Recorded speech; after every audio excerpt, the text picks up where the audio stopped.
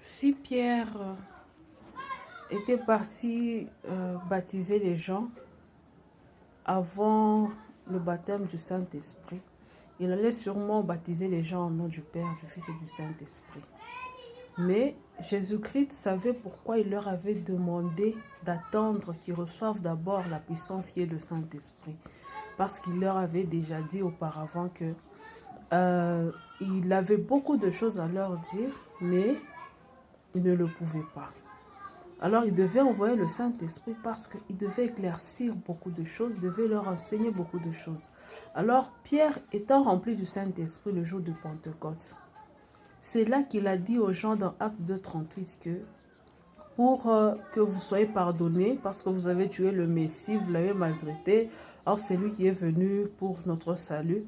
Alors les gens lui ont demandé, que ferons-nous alors? C'est là qu'il a répondu, répentez-vous et que chacun de vous soit baptisé au nom de Jésus-Christ pour le pardon de vos péchés et vous recevrez le don du Saint-Esprit. Parce qu'il était rempli du Saint-Esprit, le Saint-Esprit lui a enseigné à parler au travers de lui que le nom là, au nom du Père, au nom du Père, du Fils et du Saint-Esprit, au nom, c'est pas au pluriel, c'est au singulier. C'est pourquoi Pierre a prêché le jour de Pentecôte, il a prêché que c'est au nom de Jésus qu'il faut se faire baptiser pour la rémission des péchés. Lorsqu'on invoque le nom du Seigneur Jésus, c'est là que les péchés sont jetés au fond de la mer. Donc la personne, ses péchés sont remis totalement. C'est seulement au nom de Jésus qu'on a le salut, c'est ce que la Bible nous enseigne. Ceux-là qui se sont fait baptiser au nom du Père, du Fils et du Saint-Esprit, ils peuvent considérer ce baptême-là comme le baptême de la repentance, le baptême de Jean-Baptiste. Donc ils ont accepté, ils ont cru. Mais pour la rémission des péchés, il n'y a que le baptême au nom de Jésus qui a l'impact.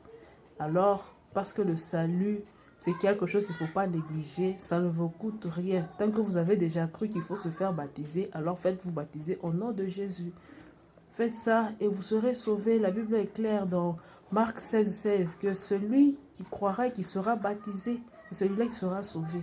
Être baptisé, ce n'est pas de n'importe comment. Il y a une loi, c'est une loi. Vous ne pouvez pas aller outre, c'est une loi. Soit vous obéissez, vous êtes sauvés, soit vous n'obéissez pas, vous êtes ailleurs, vous allez périr. En tout cas, que Dieu place cette parole dans le cœur de quelqu'un et qu'il fasse son baptême correctement. Que Dieu vous bénisse.